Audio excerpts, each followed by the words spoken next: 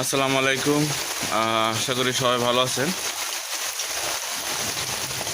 এখন সকাল 9টা, জাস্ট 9টা বাজতেছে।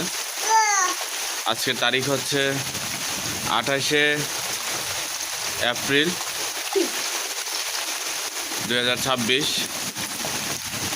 সকাল 9টায় এই পরিস্থিতি, অর্থাৎ এইভাবে অন্ধকার, পুরো আকাশ কালো মেঘে আচ্ছন্ন হয়ে আছে।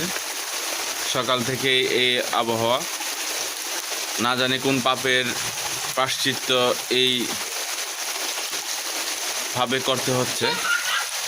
তো আল্লাহর কাছে ক্ষমা প্রার্থনা চাই। আল্লাহ আপনি সকলের গুনাহ এবং সব কিছু মাফ করে আপনি মানুষকে রহমত প্রদান করেন। এই পরিস্থিতি বা এই আবহাওয়া যেদিকে আছে, না জানি কোন অঞ্চলগুলোতে ভয়াবহ ঘূর্ণিঝড় হচ্ছে। তো আমি আল্লাহ তাআলার কাছে ক্ষমা চাই এবং সবাইকে যেন আল্লাহ তাআলা ক্ষমা করে দেন। প্রিয় নবী হযরত মুহাম্মদ সাল্লাল্লাহু আলাইহি সাল্লামের ওসিলায়। আর কিছু বলার নেই। অবস্থা দেখে খুবই ভয় হচ্ছে। কত মানুষের ঘর বাড়ি, কত মানুষের বাসস্থান অলরেডি ধ্বংস হয়ে গেছে। এটা আকাশের দিকে তাকালে, বাতাসের দিকে তাকালে বোঝা যায়।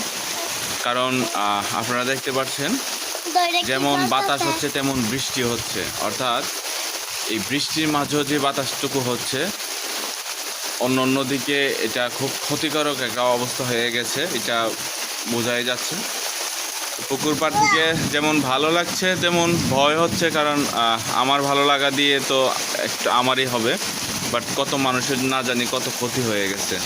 এই যে বাতাসে কিন্তু অলরেডি আপনারা দেখতে পাচ্ছেন গাছ কিভাবে দুলতেছে।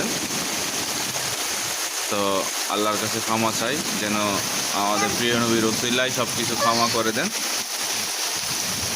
আকাশের ক্যামেরাতে খুব ভালো আসতেছে না, ভয়াবহতা দেখা যাচ্ছে মেঘের।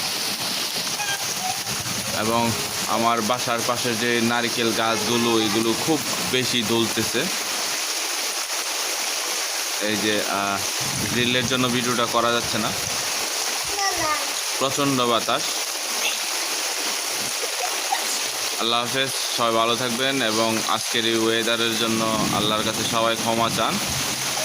কারণ এই ওয়েদার অবশ্যই ভালো না, এটা বোঝা যাচ্ছে। এটা অনেক দিকে অনেক ক্ষয়ক্ষতি করে ফেলেছে অলরেডি। আর যেন ক্ষয়ক্ষতি না হয় সেটা আমরা আল্লাহর কাছে ফরিয়াদ জানাই। আমিন।